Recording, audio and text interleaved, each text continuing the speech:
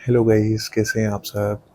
इस वीडियो में मैं आपको बताऊंगा कि कैसे DS-160 फार्म को अपडेट किया जाता है जब आपकी आईडी सेम नहीं होती है, मैच नहीं करती है। DS-160 फार्म की आईडी जो होती है वो यूएस ट्रेवल डॉग्स से अगर मैच नहीं करती तो उसको कैसे अपडेट किया जाता है। और उसके अलावा जो आपकी ये आप जो स्क्रीन पे देख रहे हैं, ये जो एरर आता है लॉगिन करने वक्त आपका लॉगिन नहीं होता, ये जो एरर आता है इसको कैसे ठीक किया जाता है।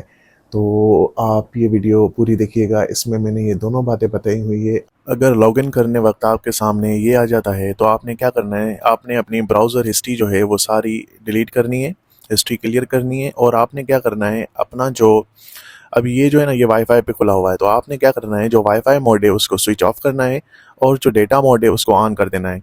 और डेटा मोड ऑन करके आपने इसको करना है रिफ़्रेश। जब आप रिफ़्रेश करेंगे तो ये पोर्टल जो है ये खुल जाएगा, तो आप इसको यूज़ कर सकते हैं। आप अगर फिर भी ठीक नहीं हो रहा तो आपने ऐसे ही बार बार ट्राई करना है इसको, और ये सेट हो जाएगा। यही एक इसका हल है इसको ठीक करने का। आपने ब्राउज़र हिस्ट्री जो है वो रीसेट करनी है और डेटा मोड ऑन कर लेना है, और फिर ये सेट हो जाएगा। और जो दूसरी बात थी वो ये थी कि हम DS-160 फॉर्म का जो नंबर है वो अपडेट कैसे कर सकते हैं।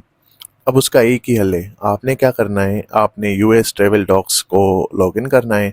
आपने अपनी अपॉइंटमेंट को कैंसिल करना है। जब आप अपॉइंटमेंट अपनी कैंसिल करेंगे तो 1 या 2 दिन के बाद आपके सामने ये जो है close and start new application ये आ जाएगा। Close and start new application, आपने इस पर क्लिक करना है, close application and start new application. जब आप इस पर क्लिक करेंगे तो आपने आगे जाके इसको येस कर देना है। ये जो है आपकी जो भी रिक्वेस्ट होगी इसमें वो कैंसिल हो जाएगी। उसके बाद आप इसको अपडेट कर सकते हैं न्यू अपॉइंटमेंट के साथ। तो ये एक ही जो है इसका सॉल्यूशन है।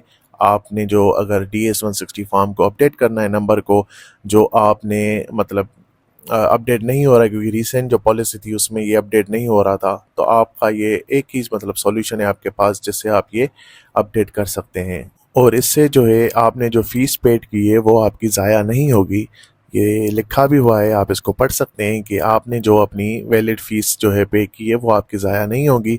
उसके थ्रू आप दोबारा अपॉइंटमेंट ले सकते हैं। आई होप ये वीडियो आपको पसंद आएगी। Thank you so much.